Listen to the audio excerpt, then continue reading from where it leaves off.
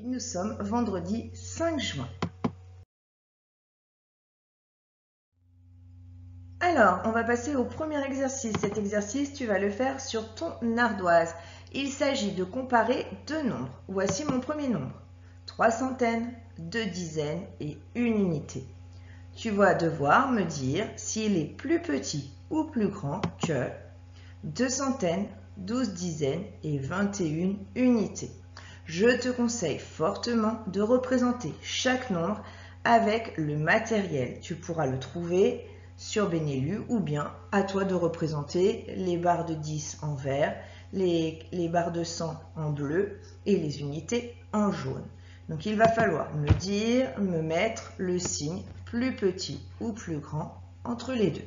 Je te laisse mettre la vidéo sur pause et revenir pour la correction. Alors, c'est parti pour la correction. Je t'avais fortement conseillé d'utiliser ton matériel pour pouvoir effectuer les échanges nécessaires. On va s'occuper du premier nombre à gauche. On commence par une unité. La voici. Puis nous avions 2 dizaines et enfin 3 centaines.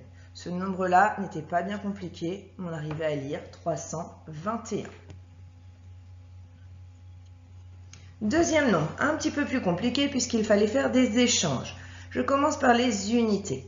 Nous avons 21 unités. Les voici. On remarque ici et ici 2 paquets de 10. Donc, on va pouvoir les échanger contre 2 dizaines. Tu es prêt? Allez, on échange. Hop! Et voici mes 2 dizaines. J'ai échangé mes jaunes contre 2 dizaines. Dans mon nombre, on me dit qu'il y a 12 dizaines. Les voici. 10 plus 2, 12. Pareil que tout à l'heure, il va falloir faire des échanges. Ici, un paquet de 10, je vais l'échanger contre une centaine. C'est bon? Tu es prêt? Hop. On échange. Hop. Et voilà ma centaine. Et à la base, on me disait qu'il y avait 2 centaines, donc je n'oublie pas de les mettre. Donc, je n'ai plus qu'à lire ce nombre, 341. Donc, pour comparer ces deux nombres, je regarde d'abord les centaines. Si je n'avais pas fait mes échanges, j'aurais pu me tromper. 3 centaines partout, donc il va falloir regarder le nombre de dizaines. 2 dizaines et 4 dizaines. 2 est plus petit que 4. Donc, il fallait mettre le signe plus petit que. Est-ce que c'est bon? Allez, on passe à la suite. Alors, dans l'exercice précédent, on a vu qu'il ne fallait pas oublier à quoi était égale une dizaine. Pour ça, on utilise le tableau de numération. Centaines, dizaines, unités. Une dizaine, c'est égal à combien d'unités? Une dizaine, tu es d'accord, c'est égal à 10 unités. C'est pour ça qu'on met le chiffre, d'accord? Mais parce que, comme tout à l'heure, quand on a 10 unités, on les échange contre une dizaine. Donc ça, il faut le connaître par cœur. Une dizaine égale 10 unités.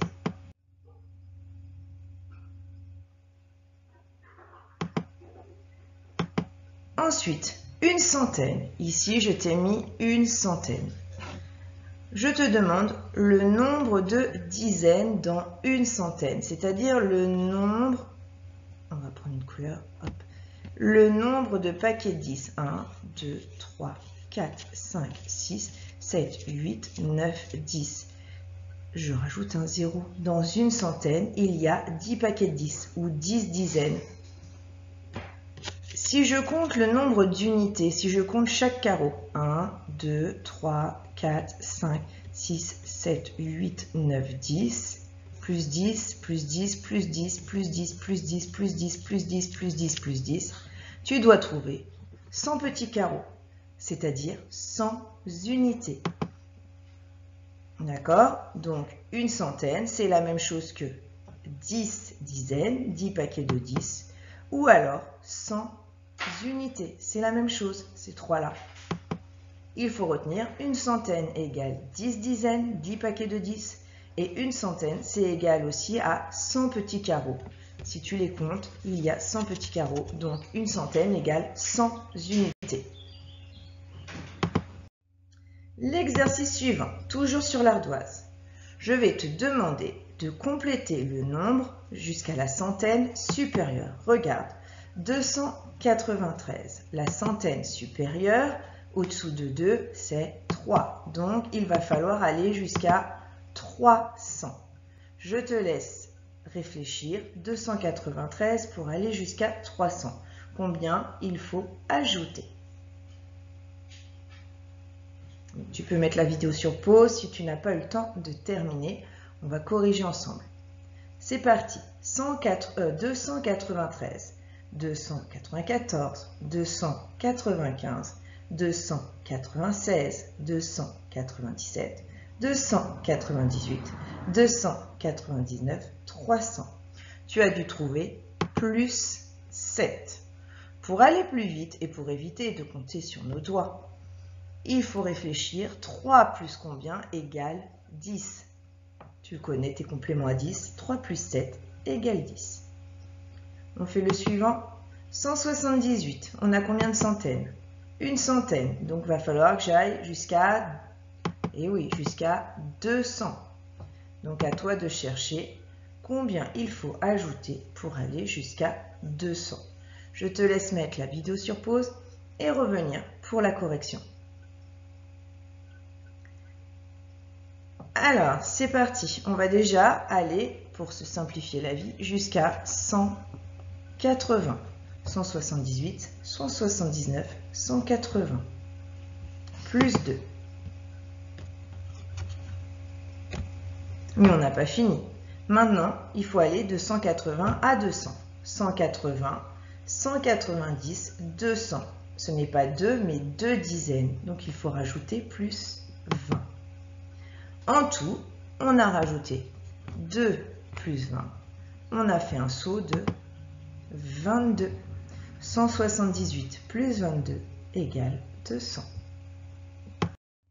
Alors, je te demande de toujours travailler sur ton ardoise ou alors tu peux l'imprimer, cet exercice, et sur BNU. Donc, cette fois-ci, pas comme d'habitude, on va se donner le nombre qu'on obtient à la fin de notre chaîne. D'accord ? Il va falloir essayer de trouver de quel nombre on est parti pour arriver jusqu'à 101. Pour ça, on te dit ce qu'il s'est passé à chaque étape. D'accord ? Quand on était ici, on a rajouté 2 et on est arrivé à 101. À ton avis, pour retrouver dans l'autre sens, qu'est-ce qu'il va falloir faire? Et oui, faire le contraire. Pas ajouter 2, mais retirer les 2 qu'on a ajoutés. Je te laisse mettre la vidéo sur pause et tu reviens pour la correction. À tout de suite. Alors, c'est parti. On a dit qu'il fallait faire le chemin inverse. Nous étions sur le 101. D'accord? Pour arriver au 101, j'avais ajouté plus 2 à mon nombre que je cherche. Pour trouver ce nombre, il va falloir lui retirer les 2 que j'avais ajoutés. Donc, on va devoir reculer. Donc, on recule de 2. C'est parti. 101, 100, 99. C'est bon? C'est ce que tu as trouvé? Ici, pour arriver à ce nombre, le nombre précédent, on lui avait retiré le moins 1. Donc, pour retrouver ce nombre, il va falloir lui rendre son plus 1. Donc, 99, si je rajoute 1, tu avais dû trouver 100. Cette fois-ci, on nous dit qu'à mon nombre de départ, on lui avait ajouté plus 2 pour obtenir 100. Nous, on va de nouveau lui retirer pour le trouver. On retire 2, donc on compte à l'envers. 100, avant c'est 99, puis 98. Une fois qu'on a trouvé ça, pour être sûr de notre exercice, on refait le chemin et on vérifie si on a bon. 98 plus 2, 98, 99, 100, oui. 100 moins 1, 99. 99 plus 2, 99, 100, 101. Quand on refait le chemin dans ce sens-là, on trouve le bon résultat. Donc, c'est qu'on a bon. Alors aujourd'hui, nous allons travailler sur la mesure du temps.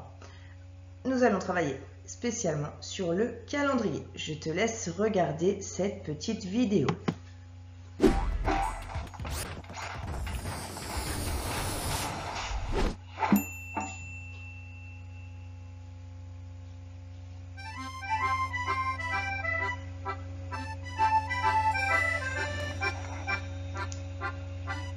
Waouh, un nouveau! Tu as vu ça, monsieur Dring? Ça, c'est un calendrier, mon petit Brigitte. Et vois-tu, ça sert à indiquer le temps qui passe. Ouais, je vois surtout un tas de papier, moi. Eh bien, c'est un outil simple qui divise l'année en jours, en semaines et en mois. Cela permet de se projeter dans le temps et de prendre des repères pour ne rien oublier. Super! On va pouvoir voyager dans le temps! Comme tu y vas, Digi, ça sert surtout à se situer dans le temps. Allez voir ce qu'on a prévu, des dates, des événements. C'est ce que je dis, voyager dans le temps. Monsieur Robot, Ventilo, venez m'aider. Le calendrier représente les 12 mois de l'année qui se succèdent du 1er janvier au 31 décembre. Et une année compte 365 jours, parfois 366. C'est le temps que met la Terre à faire le tour du Soleil. D'accord, monsieur Dring. Mais tu m'as parlé de projection dans le futur. Il prévoit quel événement, le calendrier, pour demain, hein? Eh bien, voyons, demain nous serons le 20 mars. Ce sera le premier jour du printemps. Waouh, déjà? Eh oui. Et le 27 mars, c'est l'anniversaire de Monsieur Robot. Voilà, c'est noté, comme ça je ne vais pas l'oublier. Ventilo, s'il te plaît, avance-nous un peu dans le temps. Merci. Regarde bien. 1er avril, poisson d'avril, 21 juin, fête de la musique, 14 juillet, fête nationale, et en septembre, c'est la rentrée des classes. Cette année, c'était le 1er septembre. Alors, que dis-tu de ça? Cette machine à voyager dans le temps prévoit vraiment plein de choses. Et le dernier jour de l'année, ça tombe toujours le 31 décembre? Bah bien sûr, comme chaque année. Et puis après, c'est le 1er de l'an, la nouvelle année qui commence.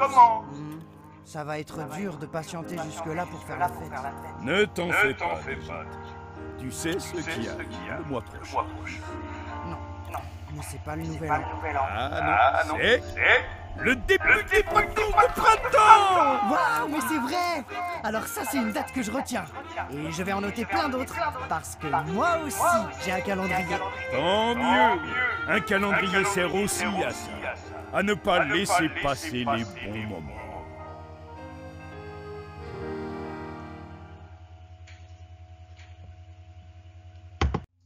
Alors donc, comme tu as pu voir dans la vidéo, aujourd'hui, nous allons travailler sur le calendrier. Je te l'ai mis sur Benelu, tu peux l'imprimer ou alors tu travailles directement sur celui-ci, mais on ne voit pas vraiment bien. Alors, je vais te poser une première question. Je te demande le nombre de mois qu'il y a dans une année. Combien y a-t-il de mois? Donc tu peux écrire la réponse sur ton ardoise ou tu la dis à haute voix avant que je ne donne la réponse. On y va. 1, 2, 3, 4, 5, 6, 7, 8, 9, 10, 11, 12. Dans une année, il y a 12 mois. Le premier mois de l'année civile, c'est le mois de janvier. On y va, on les récite ensemble. Janvier, février, mars, avril, mai, juin, juillet, août, septembre, octobre, novembre, décembre, le dernier mois de l'année. Et on recommence une nouvelle année. Janvier, février, mars, avril, mai, juin, juillet, août, septembre, octobre, novembre, décembre. Je te demande le nombre de jours qu'il y a dans une semaine. Soit, ça, tu dois le savoir depuis longtemps. C'est bon? Tu as noté ta réponse sur l'ardoise ou tu l'as dit à haute voix? Donc, dans une semaine, il y a 1, 2, 3, 4, 5, 6, 7 jours. 1, 2, 3, 4, 5, 6, 7 jours. Le L, qui veut dire lundi. Le premier M, mardi. Le deuxième M, mercredi. J pour jeudi. V pour vendredi. S pour samedi. Et D pour dimanche. Voici les 7 jours de la semaine. Lundi, mardi, mercredi, jeudi, vendredi, samedi, dimanche.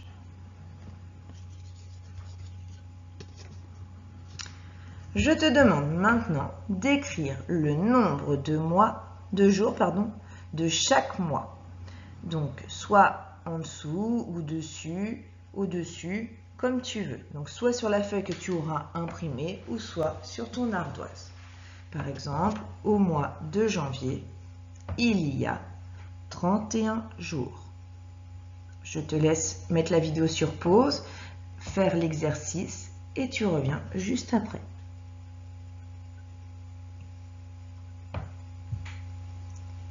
Alors, c'est parti. Janvier. On regarde. Il y a 31 jours. Ensuite, février. Il y a 29 jours. Et certaines années, 28 jours. C'est le plus petit mois de l'année. Ensuite, le mois de mars, tu as dû trouver 31. Le mois d'avril, 30. Le mois de mai, de nouveau 31. Le mois de juin, 30 jours. Juillet et août, tous les deux, 31 jours. Et on recommence septembre, 30. Octobre, 31. Novembre, 30. Décembre, 31. À chaque fois, on a un grand mois, c'est-à-dire 31 jours, et un plus petit, 30 jours. Ils s'alternent, c'est-à-dire que c'est chacun son tour. Un coup 31, un coup 30. Le mois d'après 31, le mois d'après 30. Sauf pour les grandes vacances de l'été, juillet et août, ils ont tous les deux 31. Et on recommence en septembre, 30. Donc du coup octobre, 31. Du coup novembre, 30. Du coup décembre, 31. Etc. etc. Donc là, on vient de revoir, dans une année, 12 mois. Dans une semaine, 7 jours. Les mois de l'année ont soit 30 ou 31 jours, à part le mois de février, qui lui compte 28 ou 29 jours selon les années. Je te demande maintenant d'entourer le mois de juillet. Tu l'entoures. C'est bon, tu l'as trouvé? Allez, c'est parti. Et voici le mois de juillet. Maintenant, je te demande d'entourer le mois de septembre. Et le voici. On continue. Je te demande d'entourer la semaine du 11 mai. Donc, tu cherches le 11 mai et t'entoures toute la semaine qui a commencé par le 11 mai. Donc, je te laisse mettre la vidéo sur pause, tu cherches et tu reviens pour la correction. Alors, tu as dû trouver, donc première chose, on cherche le mois de mai. On cherche le 11, c'est un lundi. Donc, la semaine du 11 mai, c'est le 11, 12, 13, 14, 15, 16, 17, du lundi au dimanche. Voici la semaine du 11 mai. Maintenant, je te demande d'entourer le 31 décembre. Pareil, tu mets la vidéo sur pause et tu reviens pour la correction. Entoure le 31 décembre. Alors, c'est parti pour la correction. On cherche d'abord le mois de décembre, ici. Puis le 31, il est ici. Quel jour sera le 31 décembre cette année en 2020? Ce sera un... Et oui, il y a un J, donc ce sera un jeudi. D'accord? On continue.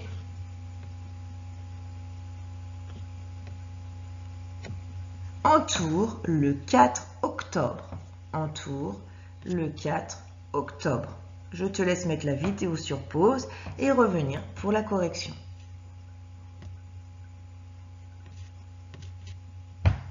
Alors, on cherche d'abord le mois d'octobre, janvier, février, mars, avril, mai, juin, juillet, août, septembre, octobre, il est ici. Et je cherche le 4. il est ici.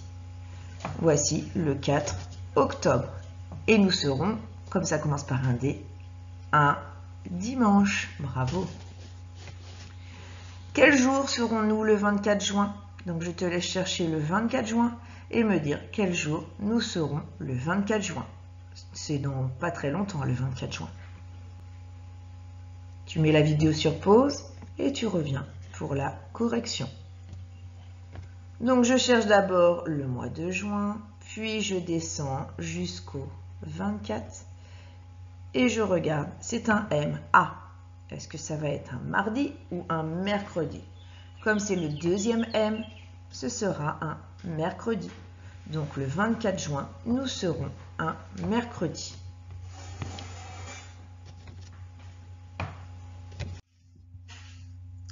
Donc à retenir, on peut mesurer le temps de plusieurs façons. Grâce au calendrier, on peut voir donc l'année. Une année, c'est 365 jours et parfois 366. L'année, elle est partagée en 12 mois. Janvier, février, mars, avril, mai, juin, juillet, août, septembre, octobre, novembre, décembre. Si l'on compte le nombre de semaines, il y a 50 semaines pleines, c'est-à-dire 50 semaines qui vont du lundi au dimanche. On a vu tout à l'heure que chaque mois compte 30 ou 31 jours, sauf février qui lui a 28 ou 29 jours en fonction de si on est une année à 365 ou 366 jours. Une semaine compte toujours 7 jours, lundi, mardi, mercredi, jeudi, vendredi, samedi, dimanche. Une journée, c'est 24 heures, ça commence à minuit, ça fait et ça termine à minuit, on change de jour.